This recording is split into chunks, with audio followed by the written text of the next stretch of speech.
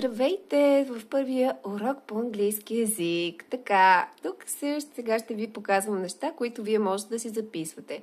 В първия урок ще се запознаем с местоименията. Местоименията лични, които ще използваме много в граматиката и са страшно необходими и много често използвани. Нека да започнем. Първо лице единствено число е I. I, което винаги това е буквичката I всъщност. Тя като малка буквичка се изписва така, но когато използваме и говорим за себе си, винаги с главна буква се изписва. I, първо лице единствено число, лични местоимения. Може да си запишете в една тетрадка по граматика. Лични местоимения.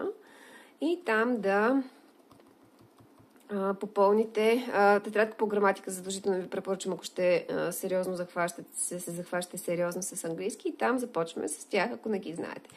На второ място, второ лице единствено число в английския е you. Правя го с главна буква, просто защото така започваме, нали, реда. Иначе тук може вече да се изписва и с неглавна, ако не започва в изречението. You означава ти. Второ лице единствено число. Сега трето лице единствено число. Имаме три варианта. Това е той. В английски той е he.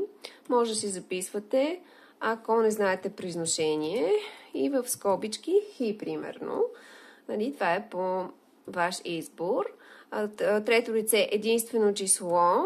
Имаме и she. She е тя. She е тя. Както виждате, добавяме само едно S пред he и става she. И това е тя. Отново може да си запишете как се произнася. След това имаме множествено число. Останаха първо лице множествено число е. Това е ние, we,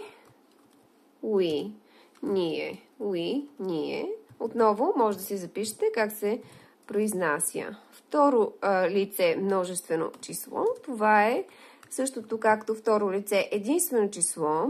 Това е you, вие.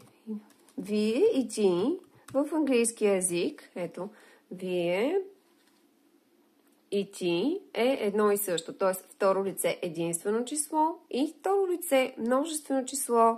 То е едно и също в английския. Така и ни остана единствено да завършиме с те. Как е те? Трето лице, множествено число.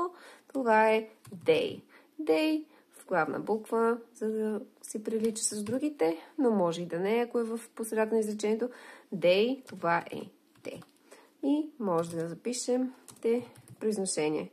И това е за личните местоимения. Може да си ги запишете в граматиката и започнете да ги изписвате и да ги учите. Чао за сега, ще се видим във втори урок.